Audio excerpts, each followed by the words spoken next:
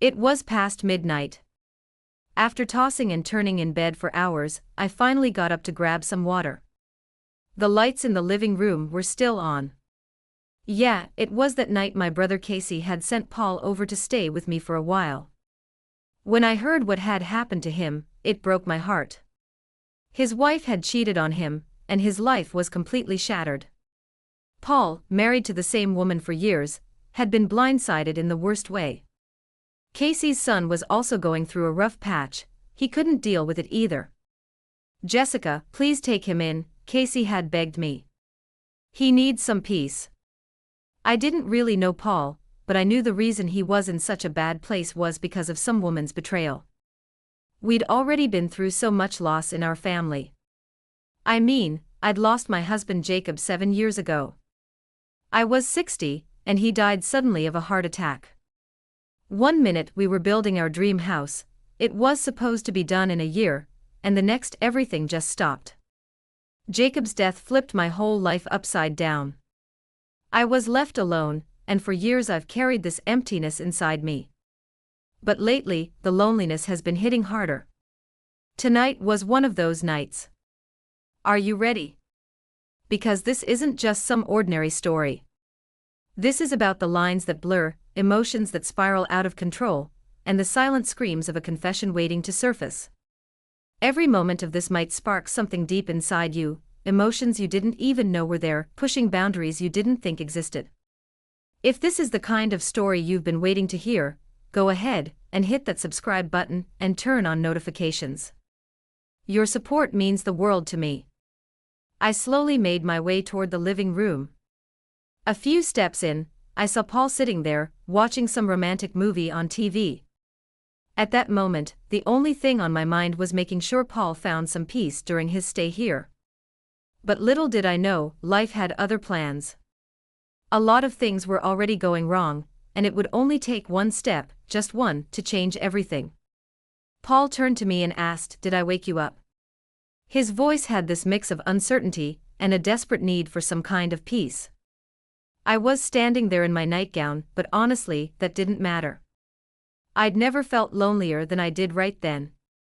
"No," I said, giving him a soft smile. "I just came to get some water." The truth was, I felt so alone in that moment. I didn't want it to end just yet. Maybe spending a little time with Paul would make the night less empty. Maybe watching a movie together could make me feel like something in my life was still normal, like peace was still possible. "Come sit, let's watch it together," Paul said, motioning to the empty spot on the couch next to him. It wasn't a tough decision to make. I wanted to spend the night with even just a bit of warmth, a little meaning. So, I sat down next to him. The movie started, but I couldn't really focus on the scenes.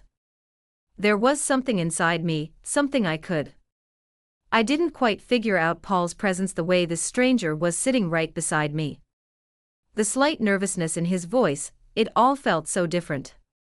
As the romantic scenes in the movie played out, I found myself looking away from the screen for a moment. The couple on the screen getting closer to each other reminded me of things I thought I'd forgotten. Then, accidentally, I turned my head slightly and brushed against Paul's arm. I pulled back quickly. "Sorry," I blurted out, my eyes darting away in panic. "I didn't mean to." Paul stayed quiet for a second, then gave a small nod and said, "It's okay, don't worry about it." But in that moment, the space between us somehow felt smaller. The movie kept playing, but nothing felt the same anymore. Neither Paul nor I could find any real peace in that moment. Even though we were sitting so close, it felt like the emptiness inside each of us kept getting in the way. I'd remember that night as the start of something more complicated than I could have imagined. That moment was like a signal of how everything was about to change. The night had taken a strange turn. Sitting there on the couch watching a romantic movie with Paul, I couldn't help but feel like I was drawn to him. Even though I was in my nightgown, sitting so close to another man after being alone for so long, there was this tension building up that I couldn't ignore. Paul's presence wasn't comforting, it was making me realize things. Maybe it was because I'd been alone for years, but being so close to another man again this way stirred something in me. It was confusing and weird, and I couldn't figure it out, but I was definitely feeling something for Paul. That night, it all started to become clear. I didn't relax for even a second until the movie ended, and when it did, I got up, went to my room, and just sat there on my bed for a while. I needed to think, but about what, I had no idea. Sleeping with all those feelings swirling around wasn't like hitting the reset button. I tossed and turned the whole night. The lack of sleep dragged me into the morning. When the new day began, I decided to sit at the piano, hoping to shake off the unease inside me. I'd been alone for almost 7 years now, and every morning, I just wanted to feel like things were still normal somehow. The piano felt like an old friend, one that brought me a little peace and reminded me of Jacob. As my fingers danced across the keys, I hoped this morning would bring me some relief too. Then I heard a sound outside. A shadow appeared in front of the window. It was Paul, out for an early morning walk around town. At first, I didn't even notice him, but as the melody filled the air, he opened the front door and walked in. I kept playing, unaware he was there until I suddenly caught sight of him standing quietly, watching me. My fingers froze for a second, and that tension inside me came rushing back, stronger than ever. But Paul just smiled at me. Hook. Hing in the world was out of place that was beautiful. He said thank you, honestly, that's the best birthday gift I've ever gotten. For a moment, I felt a rush of excitement when Paul walked in. It felt like the room shifted, like we'd stepped into a different space altogether. And then he said something in a calm, genuine tone that I'd never heard before. What I just said is true. Watching you for even just a few minutes was the best thing I've experienced in a long time. And did you know I turned 40 today? It didn't take long for me to realize how much those words stirred something in me. I averted my eyes, trying to balance the swirling emotions with the sweetness of his compliment. Right then, for the first time in years, I didn't feel so alone, and I could sense that something was starting to change. After the excitement of that morning, I found myself looking forward to the evening. Learning that it was Paul's 40th birthday made me want to do something, anything, to make the day feel normal, special even. An idea hit me, and I turned to him. "It's your birthday today," I asked. "Well then, let's celebrate. How about we have some wine and cut a cake tonight?" Paul gave me this surprised smile.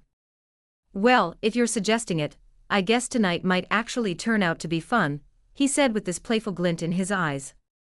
Then, after a brief pause, he added with a teasing grin, "But there's a catch, you have to play the piano for me again. No getting out of it." Laughing, I tried to shake off some of the nervousness building inside me. "All right," I said, "but only if we open a good bottle of wine and make a proper toast." Even that small exchange left a deeper impression on me than I wanted to admit. I could feel the emotions bubbling up, but I pushed them aside, telling myself this was just about making things feel normal for one night. It was just a birthday, a little celebration, that's all. But then Paul said something so casual yet so startling it threw me off. He looked at me with that same innocent expression and asked, "How old are you?" "What?" "45. I froze for a second. I'd always tried to feel younger than my age, but hearing such an honest compliment caught me off guard. I couldn't help but smile.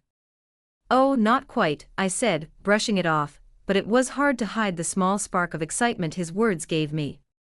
Inside, I felt like I was being pulled in two directions, lost between the warmth he was showing me and the storm of emotions I was trying to keep in check. By the time evening came, Paul and I had opened our wine and settled in to celebrate. As we talked, we got closer. His warmth, the way he paid attention, made me feel at ease. There was something between us, a pull, something growing stronger with every passing moment.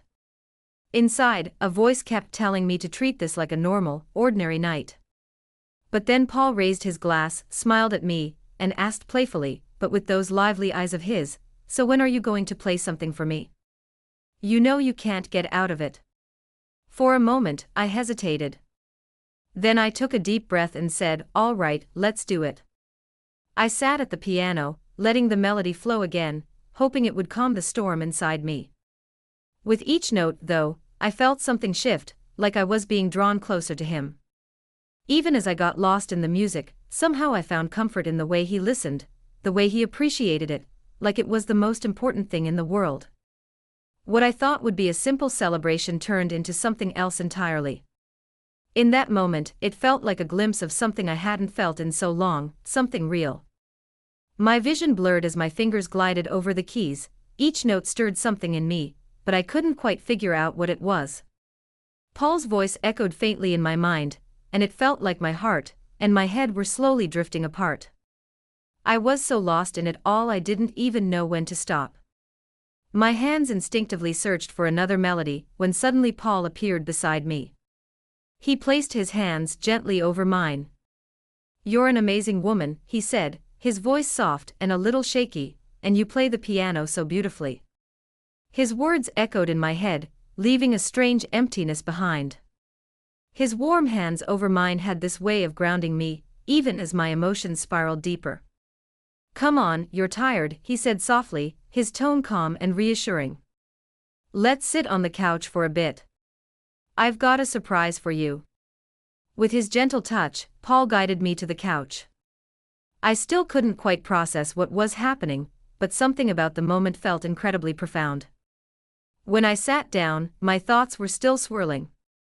Then Paul walked back to the piano. I watched as his hands moved effortlessly over the keys, and suddenly he started playing my favorite melody. I recognized it instantly. It was the song I'd loved for years, the one that always stirred something deep in me. As he played, my heart raced. Every note brought back memories I wasn't ready to face. I just sat there listening as the music filled the room and ignited something inside me. After a while, I couldn't just sit anymore. The melody he played pulled me up, almost like it was calling me. Slowly, I walked toward him, trying to calm the chaos in my chest. When I got close, standing right next to him, I didn't know what to do. "You're really good at this," I said, my voice trembling as I tried to hide how fast my heart was beating. "And you're playing my favorite song." My words hung in the air, echoing in the room as my emotions clashed within me. "Who are you, Paul?" I asked, my voice barely above a whisper. "You're really getting to me. I've never felt like this before."